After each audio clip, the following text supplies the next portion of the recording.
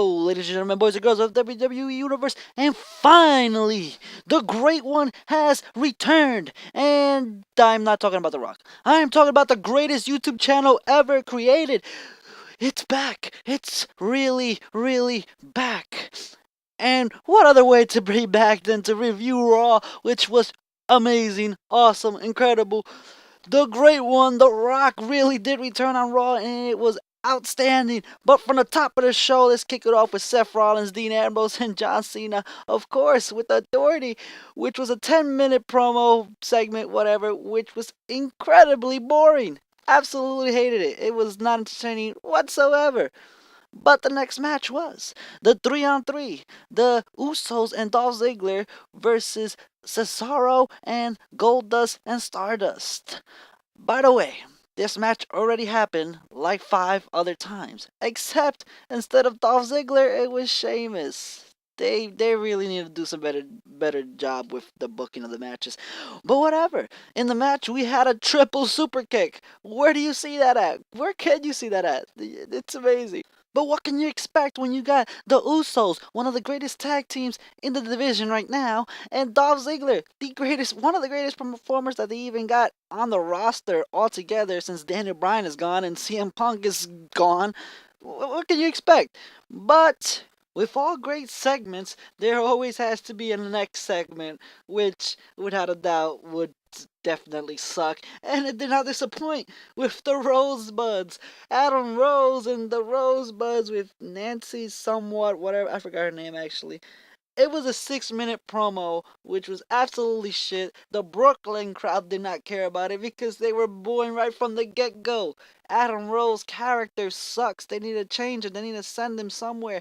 Fire him. I don't care. The character sucks. And if you like it, oh well. Good for you. Good for you. I hate it. That's my opinion. If you don't like my opinion, you can suck. I don't. But anyway, the character sucks. Needs to get rid of it. I'm done talking about it. The next segment was the Luke Harper promo, which without a doubt it was 1 minute. No, wait. It was 2 minutes. It was a 2-minute promo hyping up Luke Harper's singles run. And I gotta tell you, so far, from the beginning of the show to this part right here, this has been the best part of the show. 2 minutes out of the whole 40 minutes that passed so far, this has been the best part of the show, and I can't wait for Luke Harper to kick some ass. I don't know why they didn't bring him out in the Brooklyn crowd, because Brooklyn is a very awesome crowd, but hopefully they don't bring him out in a Kentucky crowd. No offense if you're from Kentucky, but you know what? You don't got the best crowd. Maybe they bring him out in Chicago. Who knows? I don't even know when the next time they go to Chicago, but Chicago and Brooklyn best crowds, they should have brought him out. My personal opinion.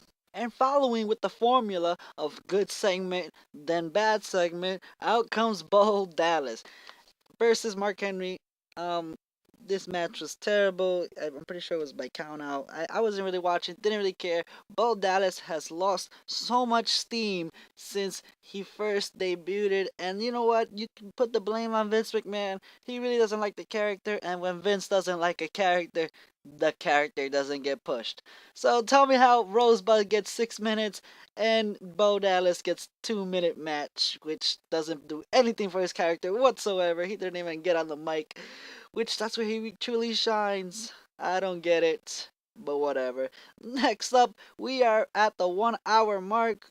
It is 8 o'clock, and out comes Dean Ambrose. They really don't want to lose no ratings. Dean Ambrose calls out Cena, and they had a nice promo. It was actually pretty damn entertaining. This segment was a lot more entertaining than the beginning show opener, which sucked. Dean Ambrose called out Cena. They argued, and Dean Ambrose said he'll see him never because he's walking out and he's leaving Cena alone because Cena is in a handicap match against Seth Rollins, Randy Orton, and Kane later tonight. Which, if you're a fan of the WWE, you know that's complete bullshit, and he'll probably be back. Boring.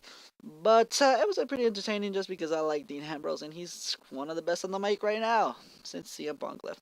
If you couldn't tell, I really miss CM Punk. I really miss CM Punk. But can the crowd please, every single crowd in the United States, anywhere they go, every time AJ goes out there, they're always chanting CM Punk, which You know what? That's awesome. That's cool for you. But he's gone. He walked away. He quit. Let it go. You can miss him in your hearts. I do. I really do. But stop chanting CM Punk when AJ's out there, please. God damn it. Because AJ is fucking awesome and she deserves to be chanted. Not CM Punk, the quitter. You know what? You know what? It hurts me to say it, but it's true. He quit. He is a quitter. He is the best in the world at what he does, but he is a quitter nonetheless. Next segment, please. There's a backstage segment where they show Dean Ambrose hopping into a train, heading out to Coney Island. And you know what? Dean Ambrose is a blue collar type of person. First he came to Night of Champions in a taxi. Now he's leaving in a train. Does he even own a car? Does he? I don't even know. But they also showed John Cena in the backstage area with Triple H and the classic promo, which they had probably 2 million times before this very moment. And now it's time for the classic lowest rating on the show segment, which it probably is. It probably is, not gonna lie. It's Nikki Bella on the stage while Brie Bella's in the ring having a match with her hand tied behind her back versus a diva, which was boring, which was how much long? It was 2 minutes of pure boredom. I think I went to take a leak after this. I mean during this or eight or probably didn't watch. Oh well. And now we're back in the backstage area with Kane in his office, or is it Triple H's office, or is it the Authority's office? Who cares? And the Miz and Miz Dow is there, and they're I don't know. Kane booked the Sheamus versus the Miz. How is Kane even booking matches anymore? He's had more matches than half the roster in the past month.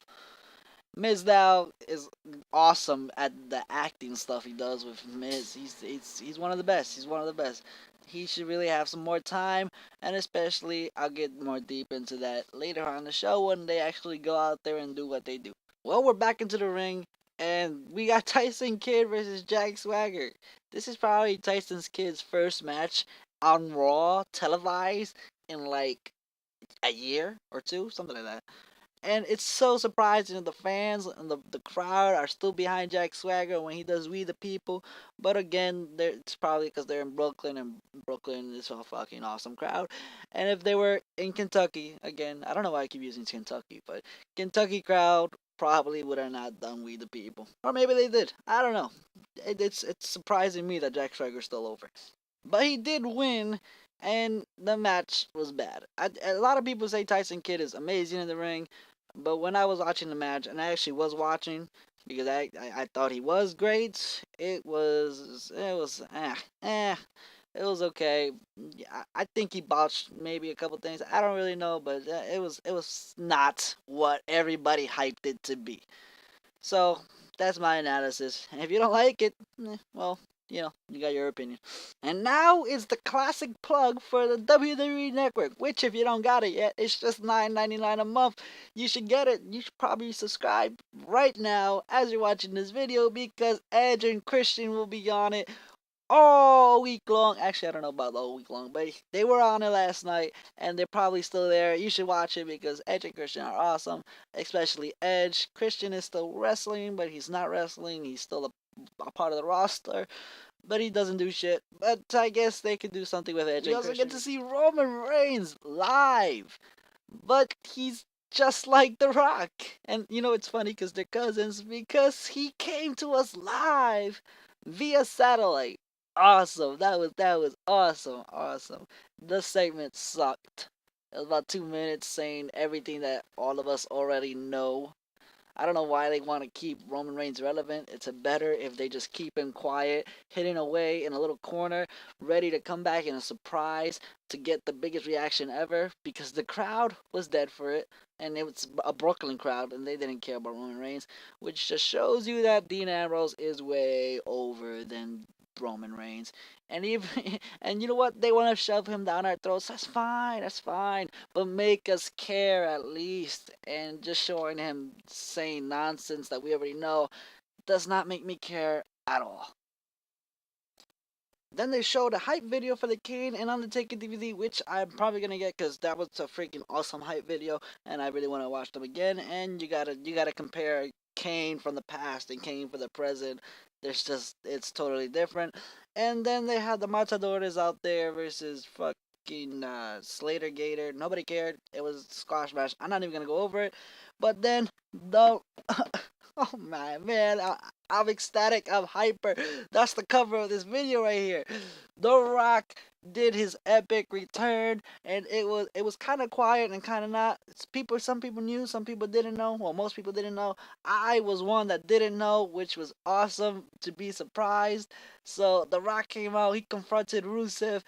Awesome segment. It was about 20 minutes, and I wanted more. I honestly wanted more of The Rock because I'm a huge The Rock fan, and I'm a mark for every time he does everything he does, and it was awesome. It was incredible. It probably made the whole show watchable, and it actually made the show. I'm pretty sure that if they would have put this segment in the main event, it would have been better than the actual main event because the main event sucked.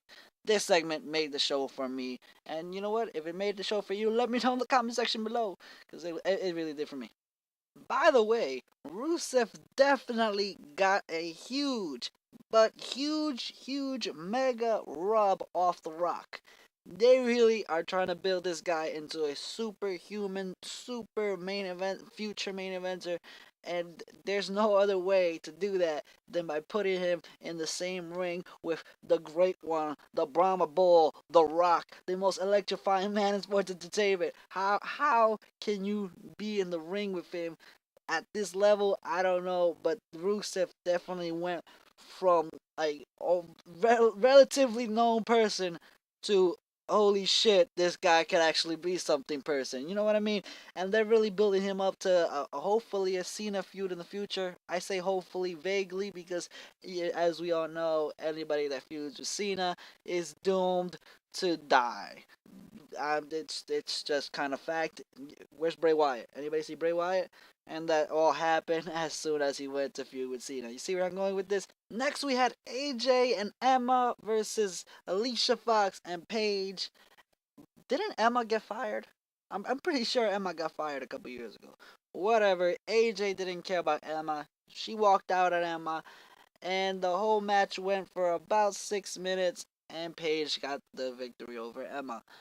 And the damn crowd again chanted for CM Punk. I already went over that, so I'm gonna let it be. But the match was boring. The whole segment was to build AJ versus Paige again, another promo, which this feud is kind of getting pretty long by now. They should probably end it, but honestly, if they end it, who are they gonna put them against? There's no other two divas under the division. All the rest of the divas are the total divas reality thing. So I mean, they're the only ones that can actually wrestle. So I see what they're doing it. Next, we had another Bray Wyatt hype type promo, but instead for Luke Harper, it was for Eric Rowan, Eric Rowan, and I gotta say, I'm pretty sure I felt more goosebumps watching this promo than Luke Harper's promo. Apparently, they're all going separate ways. What's going on with the family? I have no idea. What's gonna happen with Bray Wyatt? What's gonna happen with any of them? Who's gonna be more successful? I don't know. I really don't know. But I wanna know what you think. So leave it in the comment section below. Which Wyatt is gonna be more successful? It's a really good question. It really is. It really is. Next, we had The Miz and Mizdow coming out to face Sheamus. Sheamus, the most stalest character on the roster today, should really turn heel sometime soon, hopefully.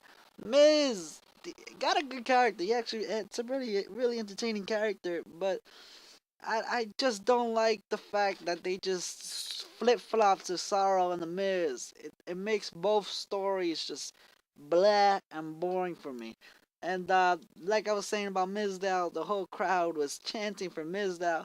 Mizdow is why I keep saying Mizdow. Damien Sandow needs to go back to being Damien Sandow. I was watching a video of 2 years ago when he actually had some time to talk on the mic, and he was awesome. They should what the hell did he do to management? I have no idea. But they really need to go back to Damien Sandow. Even though he's doing a pretty good job as Mrs. Lackey, but still, Damien Sandow is too good to be a lackey. Next, we had the breast cancer awareness promo, which probably never happens. But if you want to donate, there's a link in the description of this video. You can go check it out, donate if you want. But before I rant on this, I want to let it known that I support this 100%. It's awesome that they're trying to use the WWE Universe to get everybody aware and to support them. But but this is a wrestling show. Wrestling show. I don't want to be watching TV on a wrestling show and watch a 4-minute segment on a disease that can be cured. Come on. It's not even a wrestler that's doing the promo. I don't even know who was that. I don't even know who that was. Hulk Hogan did it last week or 2 weeks ago, which is awesome. It was cool to see Hogan and he's talking about stuff. But come on, it is a wrestling show. Stick to wrestling. Anyway, there probably gonna be a lot of haters on Cena because he came out, which I don't even understand. Cena, that was cool. I respect Cena for that because I mean, there's a lot of people that don't like Cena, but if you don't like Cena because he came out to hug somebody, you got some deep emotional problems with yourself. But whatever. Next, we had the 3-on-1 handicap match, and it was about 5 minutes, I think it was, or 10 minutes. It started at 11, which was stupid because they only had like 3 minutes to actually do the match. Whatever. It ended with a DQ.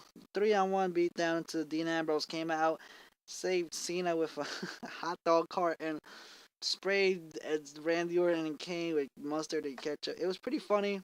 It's pretty stupid, but pretty funny. And you know what? If you're a Dean Ambrose fan, which I definitely am, you know what? You just gotta say, hey, it's Dean Ambrose. What can you say? But Triple H came out and he announced that at Hell in a Cell is gonna be John Cena versus Dean Ambrose. The winner goes on to face Seth Rollins in a Hell in a Cell match later on the night, and there are rumors that the loser will face Randy Orton. I don't know where this is going. Honestly, for a pay-per-view, I think Cena's gonna win. I think Cena's gonna beat Dean Ambrose. He's gonna go on to face Seth Rollins in the main event. And some people might be like, "What? This is stupid. It's Dean Ambrose storyline." And you know what? You were right. You will be 100% right.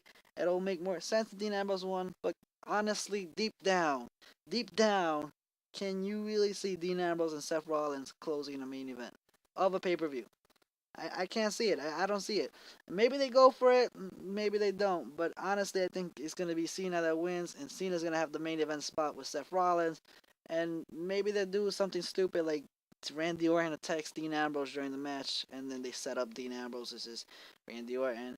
But that's how I see it going. And of course, for the end of the show, we got the Dean Ambrose turning on Cena and laying him out with an underhand DDT.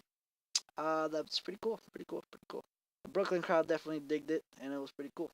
Um, Pretty good show. Obviously, The Rock made the show what the show was. If it wasn't for The Rock, this show would have bombed. But I give it a 7 out of 10. Let me know what you think. Comment section below. Like this video if you enjoyed it. Share it with all your friends, loved ones, and anybody that you think would enjoy this video just like you did, because I know you did. And subscribe to see more awesome videos. Long time no see. It's gonna come back little by little, and we're gonna rock this boat till the night ends, baby. Yeah, subscribe.